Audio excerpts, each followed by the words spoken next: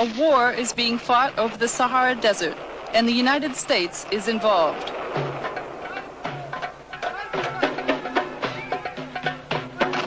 American weapons are taking their toll.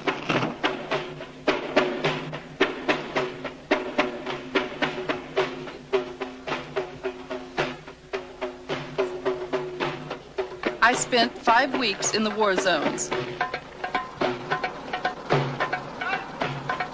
This is the first in-depth American report on what could become a superpower conflict.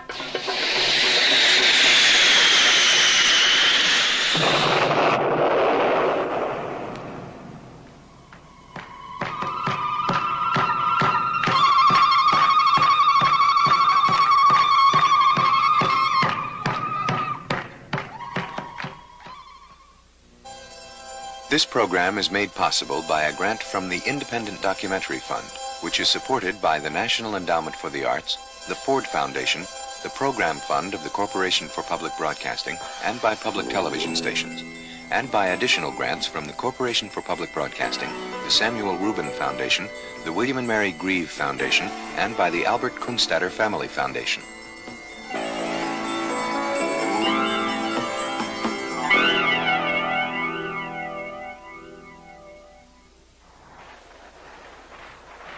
The war is being fought here, in the Western Sahara, in what seems to be a wasteland. But to the people involved in the war, it's a land worth fighting for. The Western Sahara, a desert nation the size of Colorado, is located on the west coast of Africa. It's the site of one of the world's largest deposits of phosphate and could have substantial untapped reserves of petroleum and iron ore.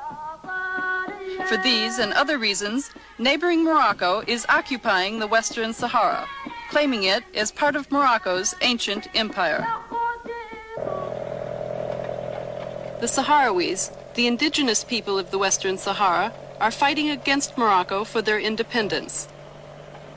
Their small, desert guerrilla army is pitted against Morocco's modern, well-equipped armed forces.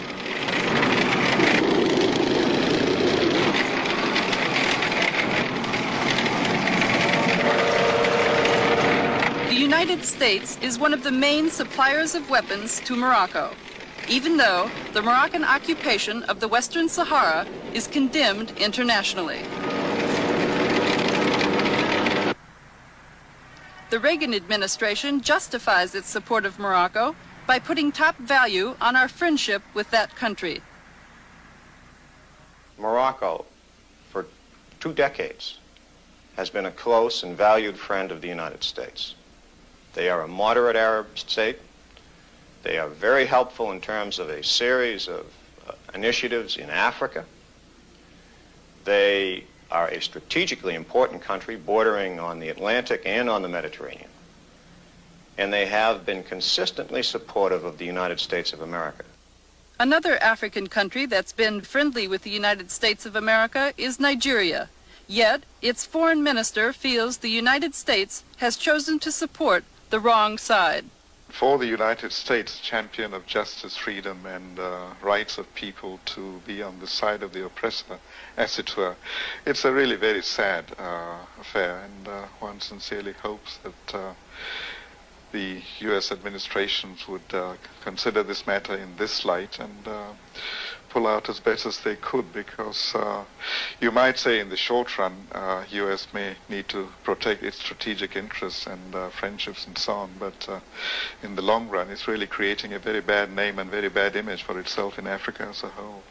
The real problem that ought to concern us in the Western Sahara is the potential which this conflict has for significant escalation, and the extent to which, if it should spill over into Morocco and Algeria, it could create a situation in which our own country and possibly the Soviet Union could be dragged in as well.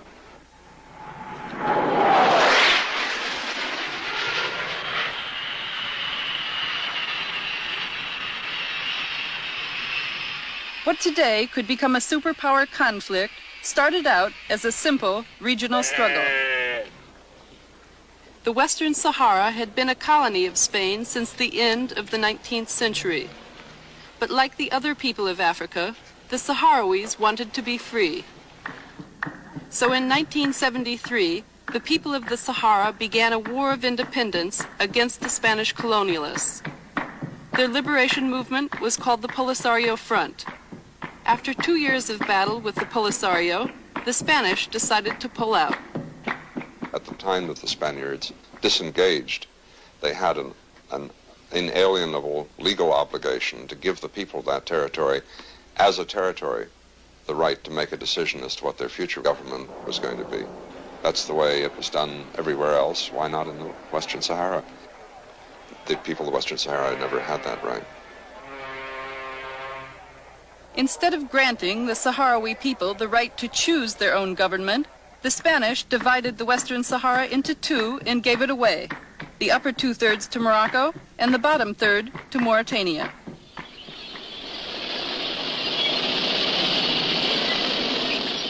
When Morocco and Mauritania moved in their armed forces to secure their new territory, the Sahrawi people loyal to the Polisario Front became a target. An eyewitness whose foot was burned by napalm during a Moroccan air attack gives this account. The planes came to bomb us on a Sunday at 11 a.m. in February of 1976. Many people were killed. During the attack, women who were pregnant had miscarriages. The limbs of children were blown off. Some were burned like ashes. The first day, the planes came back 3 times to bomb us. They came back every day that week to bomb again and again. The women fled. Those who were not hurt carried their children on their backs. We had to flee on foot. Thank God. The Polisario guerrillas found us. They got us out of there by capturing enemy vehicles to transport us to safety in Algeria. The Moroccans never broke our determination, no matter how long it takes. We must have our freedom and dignity, and even the last old Sahrawi lady like me will fight.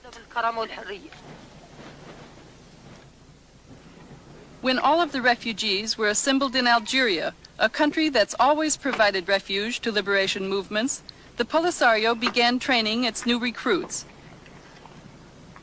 Soon, its guerrilla army grew to a force of several thousand well-trained men. Their objective, to reclaim their homeland from the Moroccans. At the same time, Polisario followers were building the infrastructure for a nation. On February 27, 1976, they declared themselves a republic. Once a year, all Polisario supporters joined together to celebrate the birth of their nation.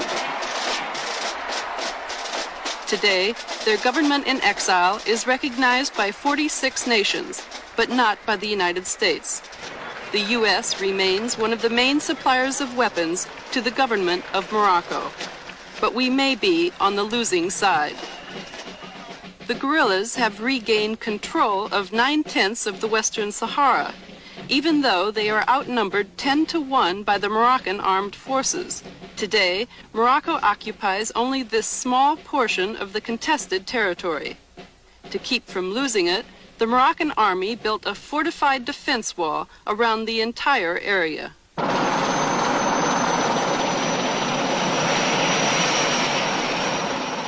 I was airlifted to Morocco's front lines by Army helicopter. Ras Al Hamra has been the site of several major battles because this is where the defense wall begins. Being the first American journalist to report on this war, I received the full cooperation of the Moroccan government. During a 10-day tour of the war zones, I would visit nearly every major Moroccan military base and outpost in southern Morocco and the Western Sahara. Heavily armed Moroccan soldiers provided protection for me the entire time I was there.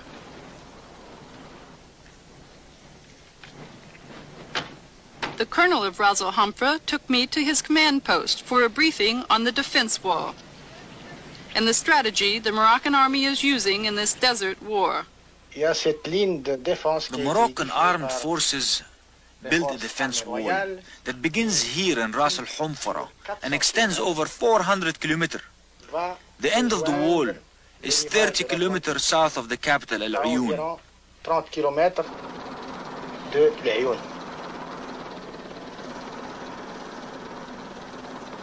It's impossible for the enemy to penetrate the defense wall.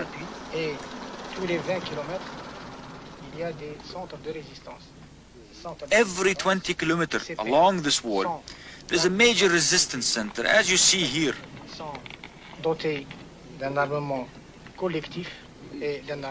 The soldiers have collective as well as individual weapons. The wall itself is defended by mines, barbed wires, and trenches.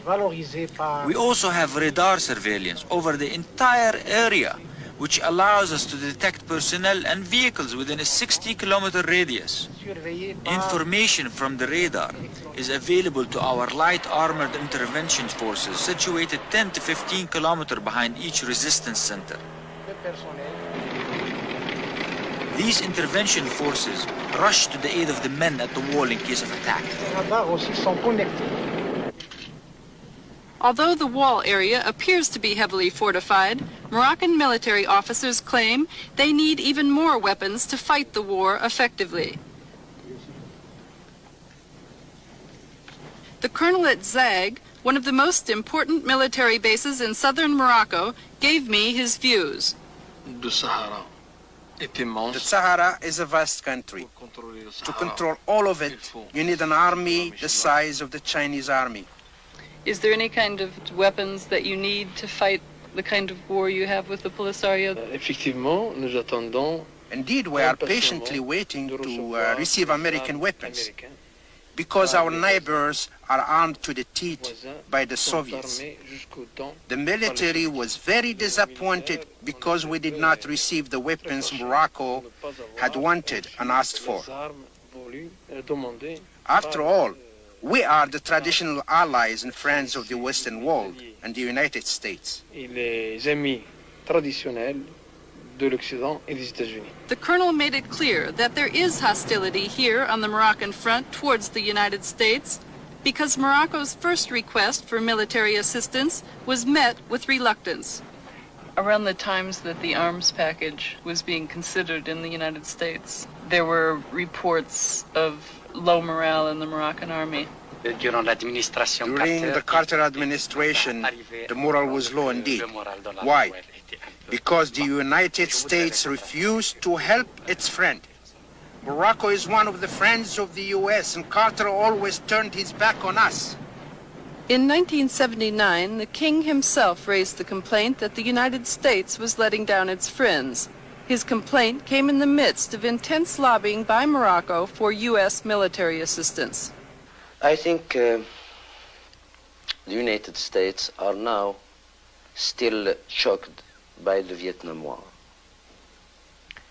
And they not make the difference between an intervention from United States and the help from United States to their friends.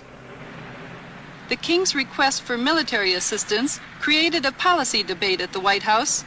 The president's national security advisor, Zbigniew Brzezinski, urged the Carter administration to sell the king the weapons he was asking for.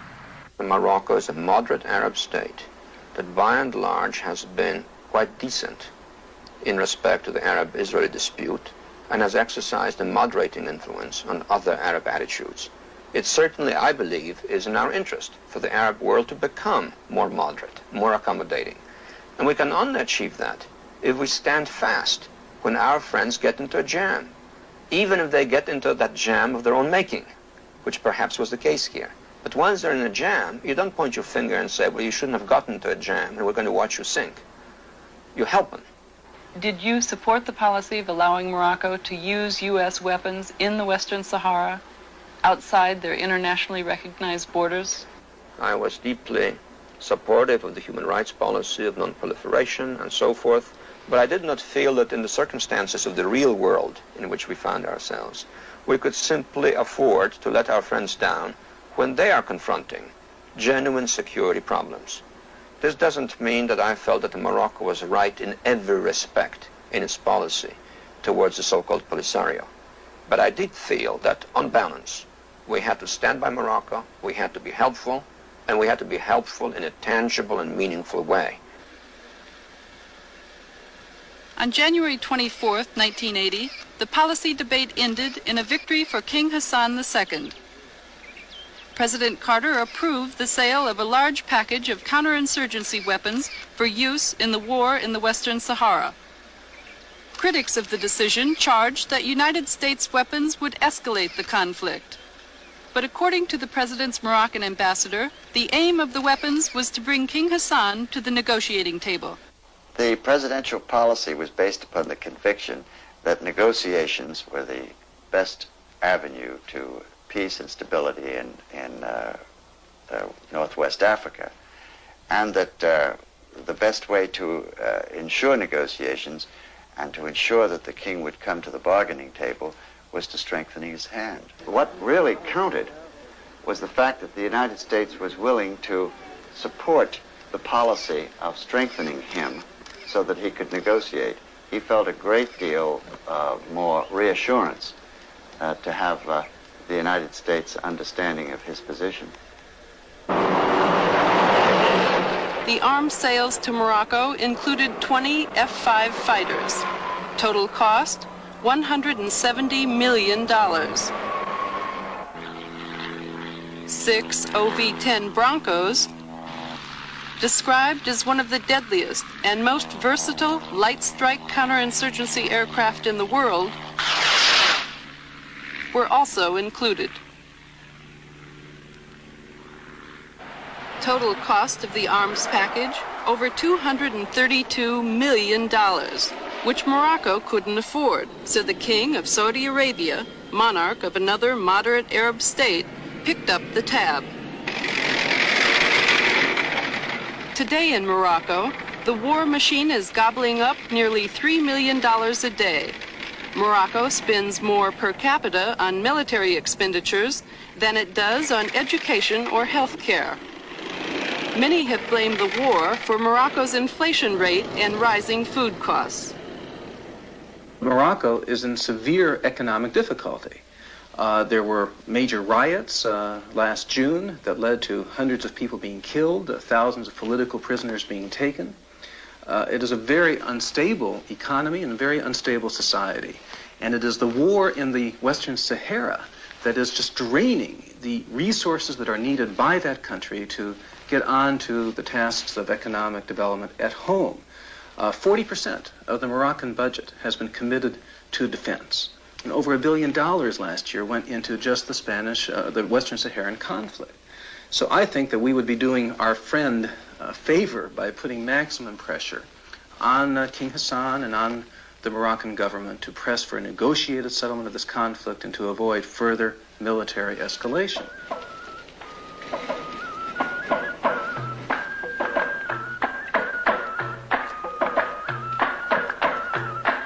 This is the Moroccan town of Tantan.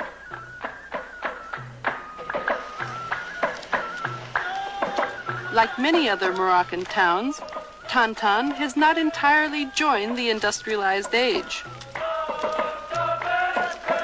The standard of living here, typical of life throughout much of Morocco.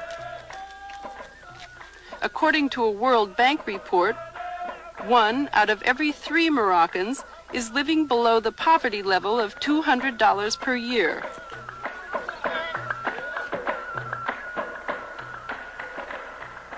(72% of Moroccans are illiterate.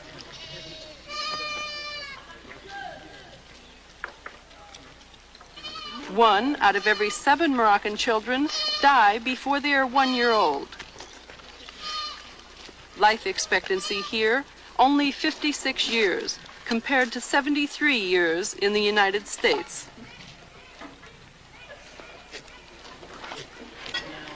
In light of these facts, why then does Morocco continue to divert its resources both human and financial, into a war that's being fought over a chunk of desert.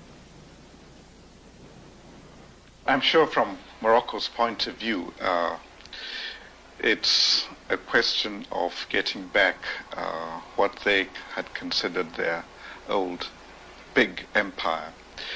But of course, in the modern context, the natural resources available within the Western Saharan territory has also to be considered. Phosphate is an immediate one, and if Morocco were to have the phosphate deposits along with what it has, it probably will have the largest deposits of any in the whole world. The Boukra phosphate mine in the Western Sahara is one of the largest deposits of phosphate in the world. Much of the phosphate here is untapped. Two valuable products are made from phosphate: fertilizer and uranium for nuclear weapons. Yes, this is phosphate, yes. This is the only mine in the Sahara. In the Sahara? It's not working. No? Yeah. No. No, but... Because of the war, the Boukra phosphate mine has not been in effective operation since 1976. Polisario attacks make it impossible to transport the phosphate out of here.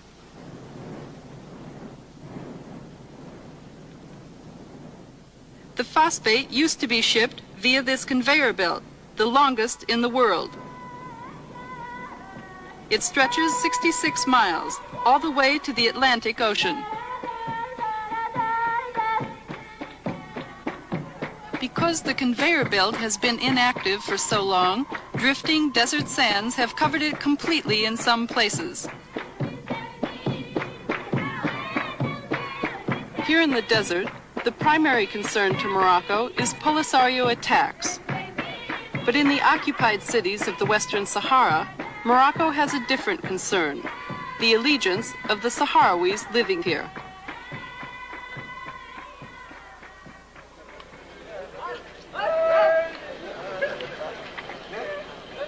This is the city of El Ayoun, the largest in the Western Sahara.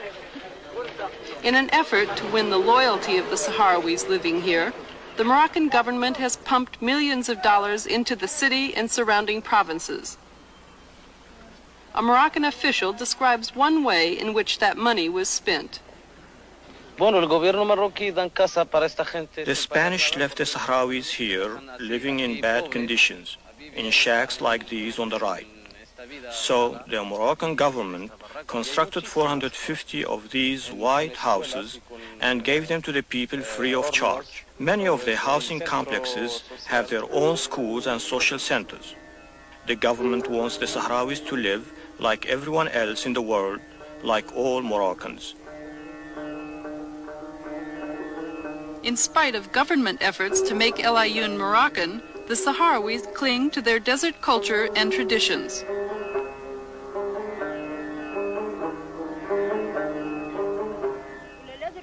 To find out the attitudes of Sahrawis in El Ayoun, I conducted random street interviews.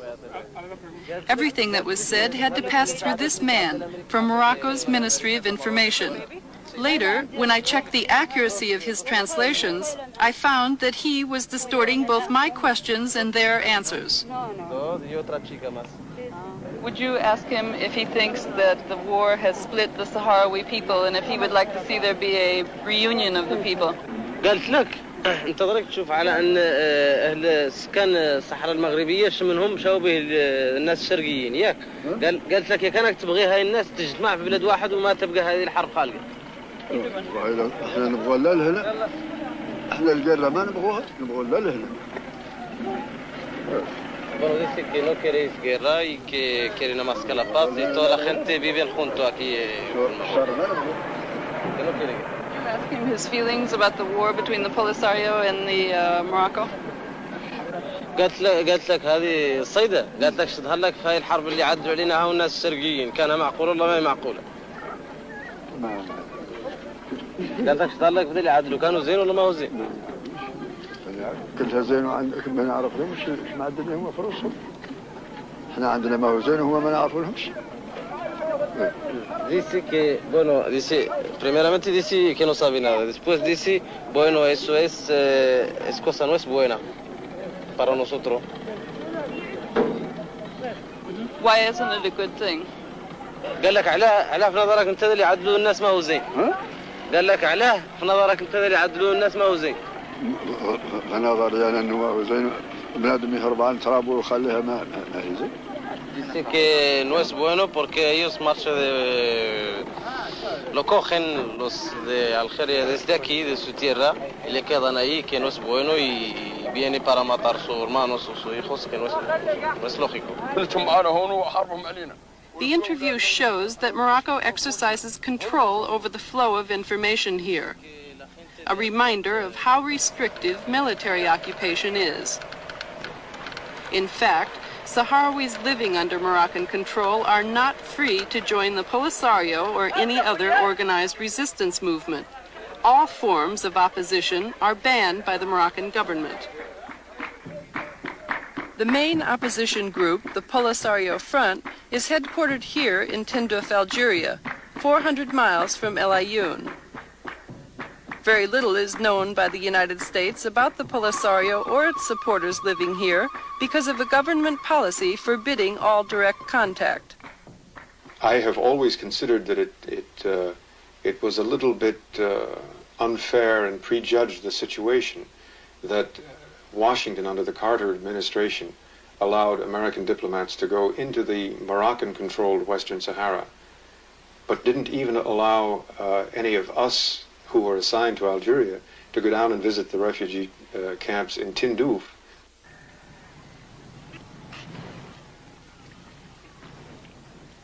These are the Polisario camps. The part of Algeria where the Polisario supporters live is known as no man's land, a difficult place even for Sahrawis who are accustomed to desert life.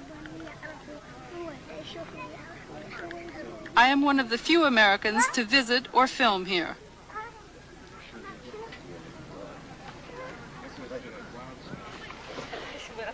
Tens of thousands of people live in these tent cities, but 95% of the adult population is female. The men are off fighting in the war. During the week I spent here while waiting to go into the war zones, I had a chance to learn about Sahrawi culture.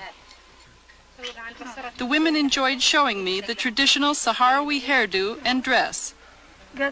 It was a way of getting them to open up, to share information with me about how the war is changing their lives.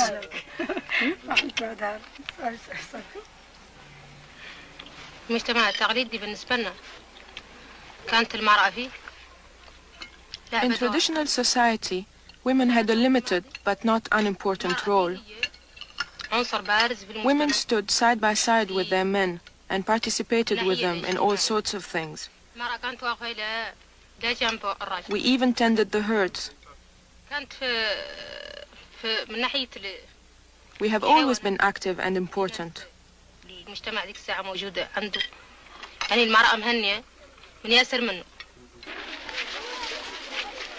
The most important thing we're doing now is to teach our children to be conscious of their role in reclaiming our homeland and to prepare them to take their share of the responsibility in facing the future. They are our future. Men have their role in this struggle, but so do we.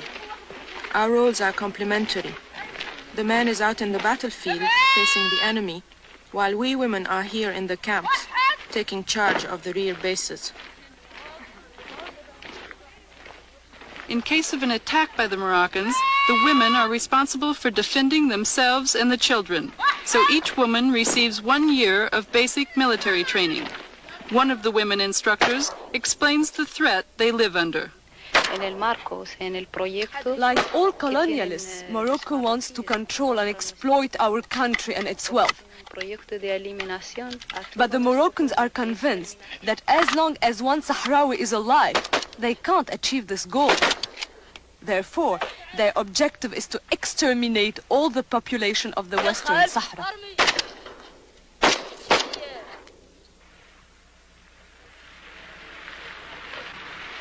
as we traveled between camps, I saw that even the old have a role in this new society. They man the outposts between camps and monitor traffic.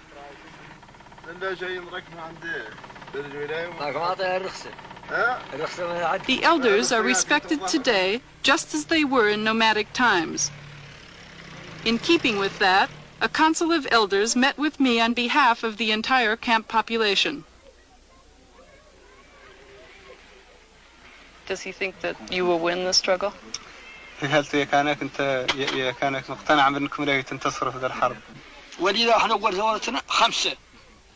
I'm sure we will win. We will win because all of the Sahrawi people are involved in the struggle for freedom now. When our revolution started, there were only 5 of us. Just 5. But we are united now, and that is why we will win. Tell her to tell the press of the world that when we send our sons to the battlefield, it's part of our tradition for their mothers and fathers to tell them, don't come back. Die fighting for your country and for your freedom. We aren't afraid of death. A man who's afraid to fight has no reason to come back. Come back for what?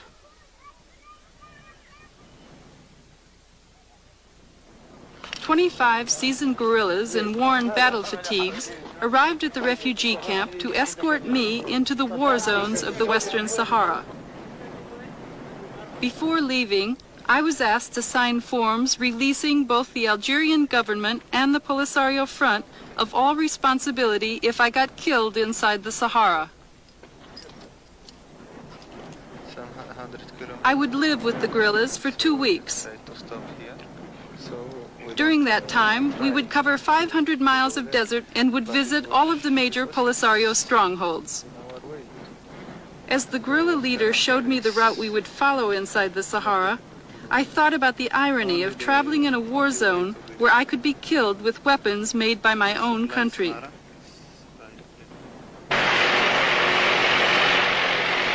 Our caravan of 5 Land Rovers sped toward the war zones at neck-breaking speeds. During the day, temperatures would reach as high as 135, but at the early morning hour we left, the temperature was only 40 degrees, and the wind was strong. It was cold. There was nothing for protection. Even the windshields had been broken out, so Moroccan planes flying overhead couldn't see the glare. Mahabes, our first destination, was a hub of nomadic trading activity in the Western Sahara before the war began. But that isn't the case now. Like all of the Western Sahara cities controlled by the Polisario, Mahabes is a ghost town.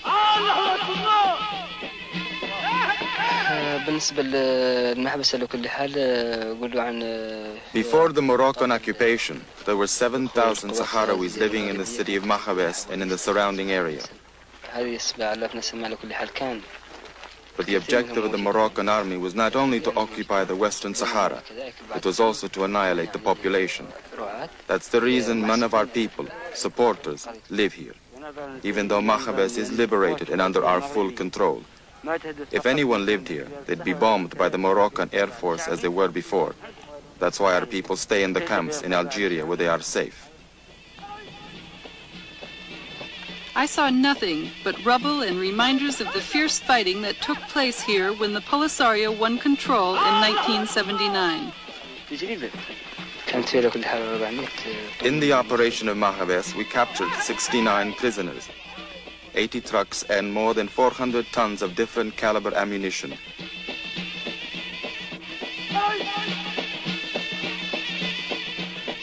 During the attack, our troops killed more than 600 Moroccans, 1/2 the total number of Moroccan troops stationed at the garrison.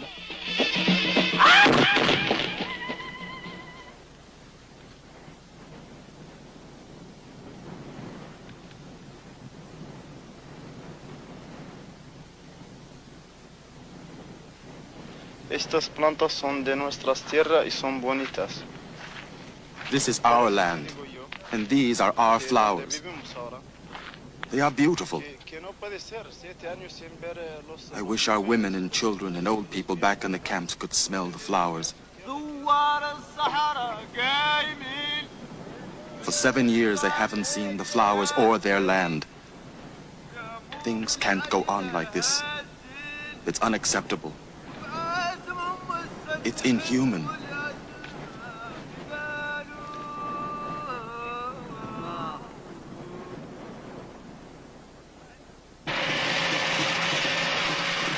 On the next leg of our journey, we cross the border into Morocco itself, where the guerrillas occupy a former Moroccan military base. I wondered how safe it is to be on Moroccan soil with nothing for protection except 25 guerrillas